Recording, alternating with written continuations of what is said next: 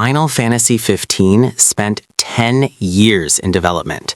10 years! And somehow, despite that nightmarish production journey, it became one of the most important Final Fantasy games ever made. Over 10 million copies sold, a franchise redefined through a game that almost never existed.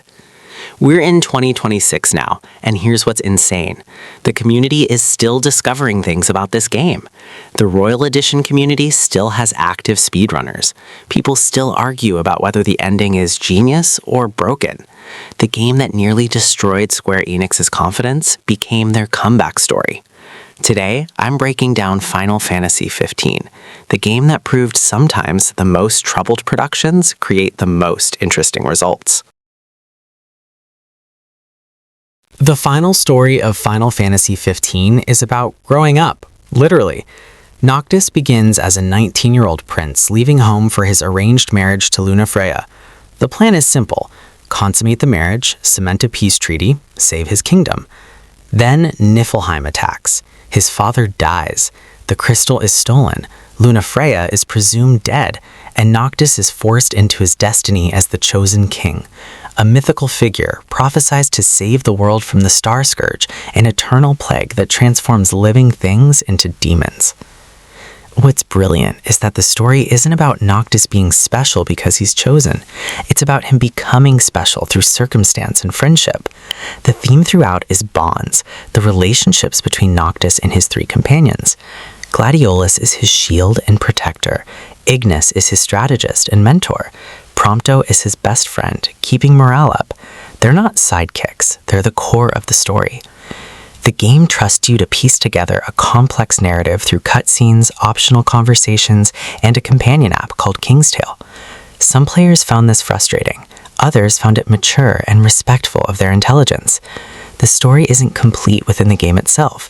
You need to watch the Kingsglaive movie and Brotherhood anime to understand full context. The ending is devastating. Without spoiling it, Noctis doesn't get the happy ending the trailer suggested. He makes a sacrifice. His friends mourn. The final campfire scene before the climax is as close to the Last Supper as a video game has come. It's emotionally heavy in a way that most modern games aren't willing to risk. The gameplay of Final Fantasy XV is where people are most divided. The real-time combat system is active and fast-paced. You hold a button to attack, dodge, and block.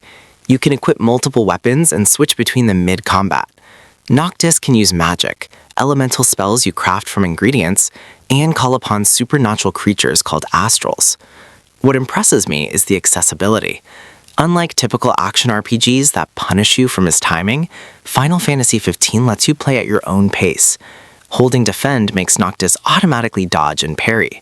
You can top target to focus on specific enemies. The difficulty scales based on your equipment, level, and skills. New players can absolutely succeed. Skilled players can optimize for challenge. The armature system is the flashiest mechanic. Noctis can summon manifestations of the royal weapons, spectral arms and swords that float around him. This looks incredible and deals massive damage, but it consumes a limited resource that regenerates. Using the armature feels powerful without being overpowering. The open world is massive. Hundreds of quests, hunts, dungeons, and secrets. You can drive, ride chocobos, or fast travel. You can fish, cook, run a monster hunt service. You can camp and gain benefits from eating specific dishes. The world has things to do beyond the main story, and they all feed into feeling like Noctis is genuinely traveling with his friends. One critical element: the car ride cutscenes. Early game, you can't fast travel everywhere, so you sit in the regalia while Ignis drives. These long car rides were intentional. They're meant to develop the relationships between the party. By the end, fans cherished these moments. Initially, some found them tedious, which says more about player expectations than game design.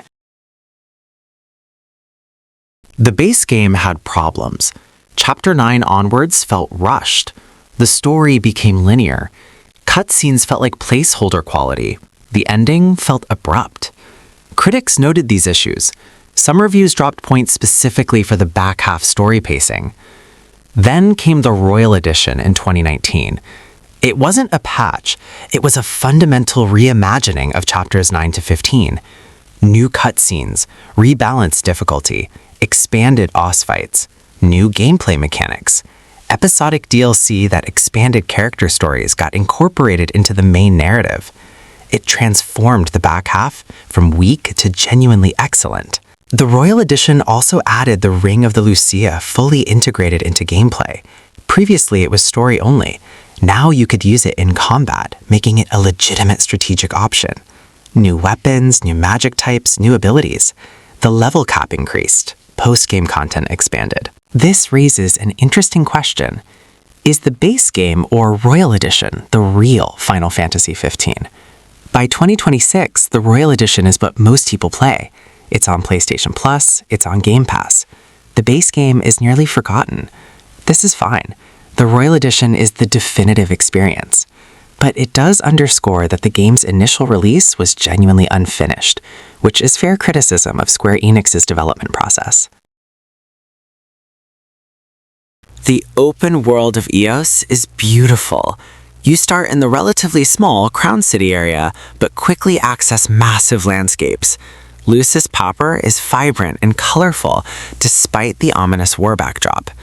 The Lied region is rural farmland. Clane is coastal and picturesque. Duscae is volcanic and dangerous. The Alticia sequence takes you to a massive Venice-inspired city. Each region has distinct visual identity and weather. Dungeons vary from natural caves to magical ruins to military installations. The world is handcrafted and rewards exploration. You'll stumble upon a secret dungeon or a hidden boss and feel discovery rather than feeling directed. The monster hunting community is engaging. You accept bounties, hunt creatures, and earn rewards. Hunt scale and difficulty from trivial to genuinely dangerous. Boss hunts specifically feel like legitimate challenges that require preparation and strategy. One brilliant detail, the game uses time of day gameplay meaningfully. At night, daemons emerge. Certain activities only happen during day or night. You can camp to advance time or rest for gameplay buffs. This creates rhythm to exploration and travel. At launch, Final Fantasy XV pushed PS4 and Xbox One hardware impressively. Character models were detailed, environmental textures were rich, draw distance was extensive, particle effects during spellcasting looked spectacular, weather systems were dynamic, rain affected visibility and traction. Performance was 30 FPS on console, which was standard for 2016 console games. By 2026 standards, that seems primitive, but the art direction compensates. The game still looks beautiful because the artistic choices, color grading, environmental design, character proportions are excellent. The PC version was enhanced with higher frame rates and resolution options. Mods have pushed the visuals even further. Reshade overlays add ray tracing effects. Texture mods improve detail. The community has made the PC version look nearly modern. One technical achievement worth noting, the seamless integration between exploration and combat. There's no loading screen when you encounter a random enemy. Combat happens in the world, and when it's over, you continue exploring. This was impressive in 2016 and remains well executed. Is Final Fantasy XV worth playing in 2026? Absolutely. Play the Royal Edition, not the base game. The Royal Edition is the definitive experience that addresses nearly all criticisms of the base game. You're looking at 50 to 100 hours of content if you engage with side content. The game costs £20 to £30 regularly, often dropping to £10 to £15 on sale. That's exceptional value for a complete story-driven RPG with hundreds of hours of content. The narrative is complex and requires some external media to fully comprehend, which is unusual and somewhat frustrating. But the core story, Noctis' journey from prince to king alongside his three friends, is genuinely moving. The ending will stay with you. The gameplay loop of hunting, exploring, cooking, and advancing is addictive. There's something meditative about driving across Eos, stopping to fish, camping with your friends, and continuing on. The game understands that sometimes the journey matters more than the destination. Final Fantasy XV is a flawed masterpiece. The development hell shows. The game isn't perfect, but what it accomplishes, redefining the franchise after 13's mixed reception, creating a genuinely important character arc in Noctis, building a world worth exploring, is remarkable. It's a game that shouldn't have succeeded but did. In 2026, with 10 years of post-launch support, DLC integration, and community love, Final Fantasy XV is essential. It's the game that proved Final Fantasy could be saved after fans feared the franchise was lost.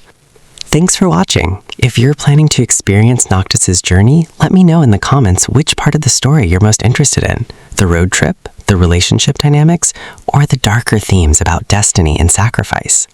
Like this video if you appreciate games that swing for the fences. Subscribe for more deep dives into games that changed franchises. And I'll see you next time. Now, if you'll excuse me, I need to go have another 20-hour road trip with my boys.